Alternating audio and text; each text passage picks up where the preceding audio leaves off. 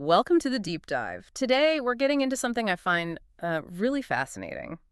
It's this paradox in high-end electronics. Yeah, that gap between what's on the spec sheet and what you actually experience. Exactly. And our case study for this is the Pioneer Elite VSX-LX505 audio receiver. And this is not some entry-level box. We're talking a $1,700 investment.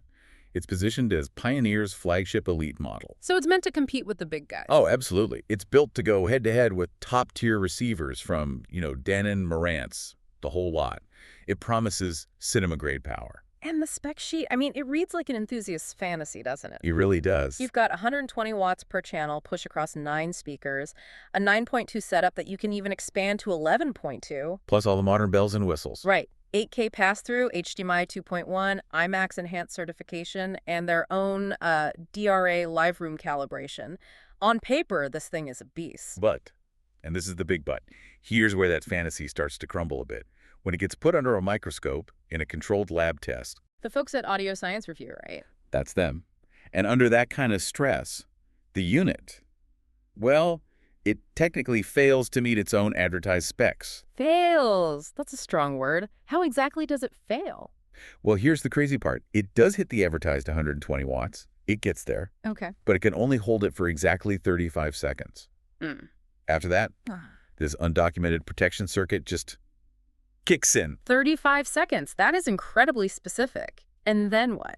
Then the power just collapses. We're talking a monumental 83% drop. 83. Yeah, so instead of 120 watts, you're suddenly left with just 20 watts on standard 8-ohm speakers, maybe 35 if you're using a 4-ohm load. And you can't just turn the volume back up? Nope. The unit goes into a fault state. To get that power back, you have to do a full power cycle. I mean, literally unplug it from the wall, wait, and plug it back in. A detail I'm sure they left out of the brochure. You could say that, and it hints at some cost cutting. Like for a flagship price, you're still Yeah. getting these cheap-looking plastic speaker terminals. Okay, so let's try to unpack this. It fails spectacularly on the test bench. So why are there thousands of owners and even professional reviewers who absolutely love it? I saw that. Sound and Vision, AV forums. One of them gave it a 94 out of 100. They called the sound seamless. Right. So how can both of these things be true? This is the absolute key.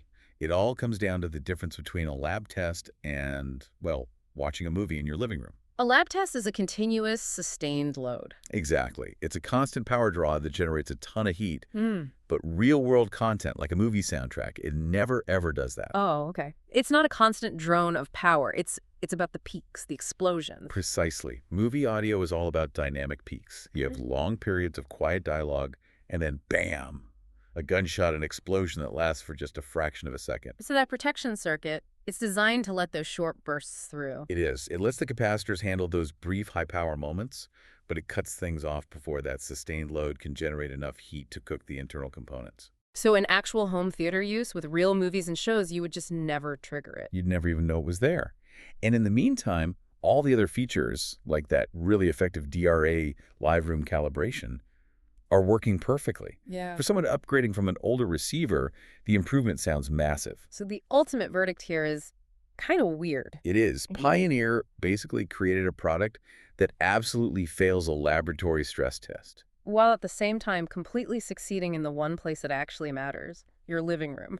Exactly. Yeah. The spec sheet lies about sustained power, but it delivers on the dynamic performance that you're actually listening for. And that raises a really important question. Right. And the big takeaway for you, the listener, is this receiver is a perfect example of why you have to question what a data sheet is really promising versus what a piece of gear actually delivers. So it leaves you with this thought to mull over. When you're researching your next big purchase, how do you decide what matters more for your needs?